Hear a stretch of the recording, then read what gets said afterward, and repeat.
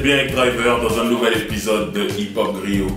Driver, a.k.a. le prince de Zamunda, pour vous servir. Alors cette fois-ci, je vais parler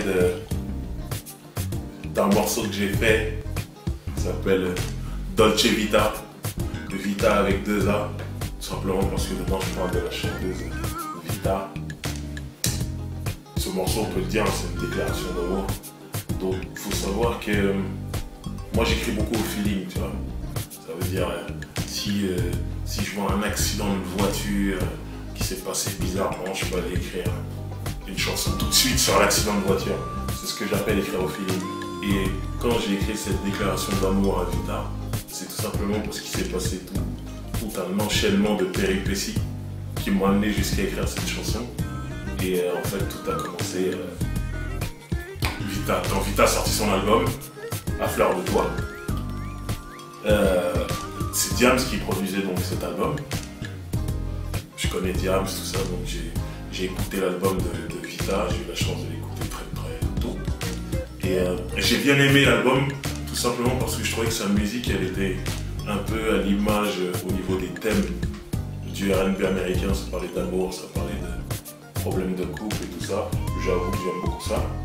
Et comment dire, j'ai envoyé des textos à Diams pour la féliciter en disant que ouais, c'était un bel album, qu'elle avait produit une artiste talentueuse, tout ça, que c'était bien. Donc elle avait aussi plusieurs textos comme ça. Et j'avais croisé aussi une chanteuse qui s'appelle Evans, qui faisait choriste à ce moment-là pour Vita sur scène. Donc, dès que j'ai appris qu'Evans travaillait avec Vita, j'ai dit ouais, j'aime beaucoup l'album de Vita, j'aime bien les thèmes, tout ça, j'aime bien comment elle écrit, parce que c'est Vita qui écrit. Et comment elle chante. Mais voilà, stop, sans plus. Beaucoup plus tard, je suis amené à aller faire un concert en Suisse, à Genève.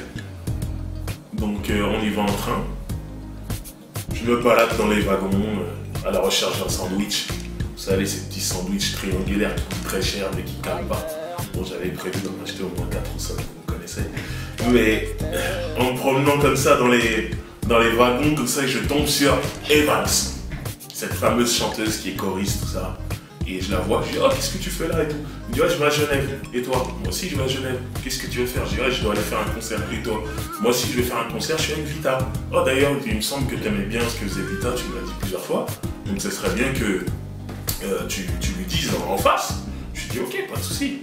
Et en fait, elle est repartie dans son wagon en première classe. Il faut savoir que Vita et son équipe étaient en première classe, pas moi.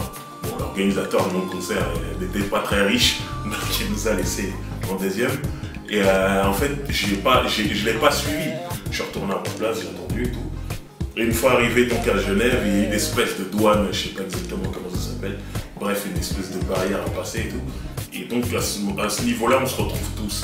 Il y avait l'équipe de Vita, il y avait aussi mon équipe, tout ça et tout. Donc Evans me dit voilà, je te présente Vita Driver. Driver aime beaucoup ta musique et tout. Et à ce moment-là, comme on dit chez nous, j'ai été piqué. Je veux dire la vérité, j'ai été piqué. Je vois une fille avec un pantalon, avec des poches presque au niveau des genoux. Elle avait une super belle paire de talons. Et quand je remonte comme ça, silhouette, super truc, visage, lunettes de soleil, fashion, tout ça. J'ai été piqué. Ça veut dire que même lui parler, j'ai eu du mal. Et je suis quelqu'un qui n'aime pas la défaite. Et pour moi, j'avais l'impression de perdre. Donc je me suis dit, si je continue à la regarder, même si elle a des lunettes de soleil, je vais perdre. Donc instinctivement, j'ai regardé Evans, qui était à côté. Et en fait, je parlais à Vita de l'autre côté. Ça donnait Evans là, Vita là, et moi je disais à Evans, non Vita, franchement félicitations pour ton album, j'aime beaucoup ce que tu fais. Mais je la regardais pas parce que j'étais piqué. Et ça a duré 30 secondes. Elle me dit merci et tout, machin, non, je pars. Je vais de mon côté, elle aussi de son côté. Moi il se trouve que je jouais en concert le soir. Et Vita, en fait elle jouait l'après-midi dans un centre commercial, c'était un showcase un peu spécial dans un centre commercial et tout. Donc Evans me dit ça va repartir, ouais nous on joue dans tel centre commercial. Je dis ok, et c'est l'après-midi, je dis oh, peut-être que je passerai, moi Moi, c'est le soir, donc j'aurai peut-être le temps. Maintenant, via des réseaux sociaux comme MySpace, tout ça, moi, je savais depuis un moment que je devais aller à Genève, donc je suis rentré en contact avec des rappeurs suisses et tout. Et on avait organisé un featuring, donc je devais être en studio l'après-midi en train d'enregistrer un morceau avec un groupe suisse et le soir faire le concert. Donc l'après-midi, je me retrouve en studio. J'écris sur place, ça kick, tout ça. Je rentre en cabine, c'est à moi d'appeler. Je commence le truc. Puis en plein milieu, je sors de la cabine et je dis qu'il faut absolument que quelqu'un m'emmène dans ce centre commercial là. Les mecs, les Suisses, ils ne comprennent pas, ils me disent oui, mais après, là, il faut qu'on termine le morceau. Je dis, il faut absolument que j'y aille maintenant. Après, il y en a qui disent, mais c'est pas le centre commercial, il y a Vita qui doit chanter cet après-midi.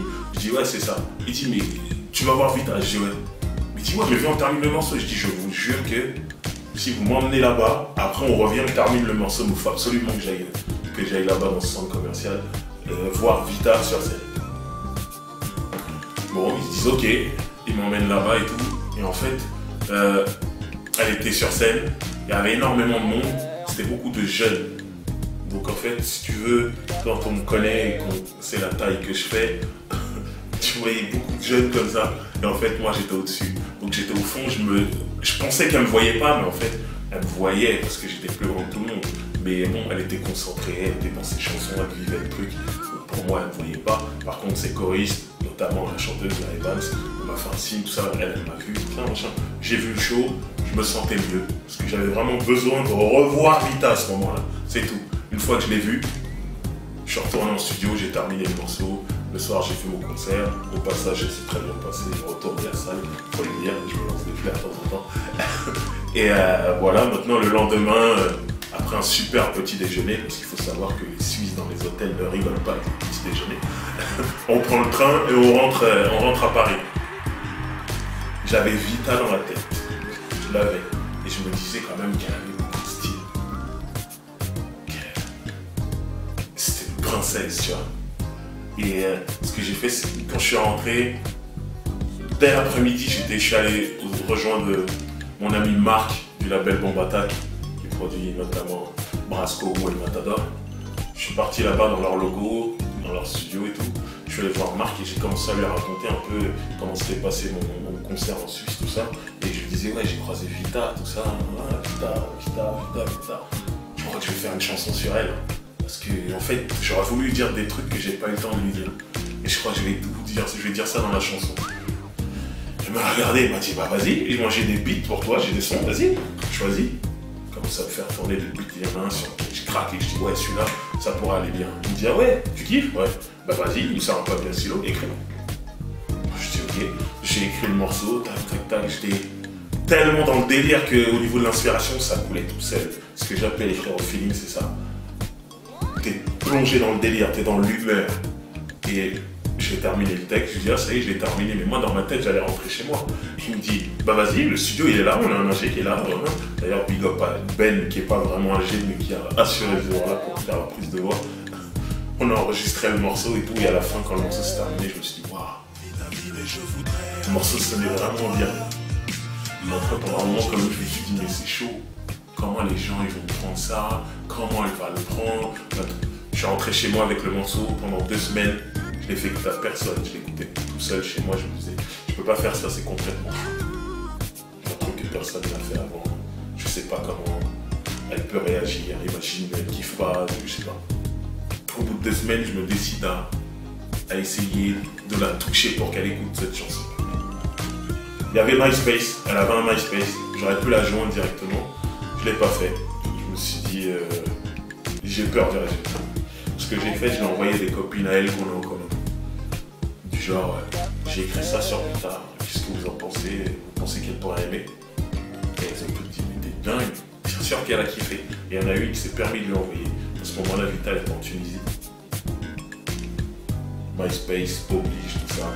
C'était le réseau social à la mode. Elle me répond, elle m'envoie un mail en disant qu'elle était touchée par ma chanson, qu'elle avait beaucoup aimé, que c'était énorme, tout ça, machin. Moi j'étais autant touché. Donc ensuite on a été amené à se voir. Elle m'a invité à son propre concert parisien. J'étais dans les loges. Le reste c'est de l'histoire. Il y a des trucs que j'ai pas envie de dire parce que les gens vont les interpréter un peu n'importe comment. Mais moi, tout ce que je tiens à préciser, le truc que je veux mettre en avant, c'est que c'est une grande dame. J'ai du respect pour elle. C'est ma Dolce.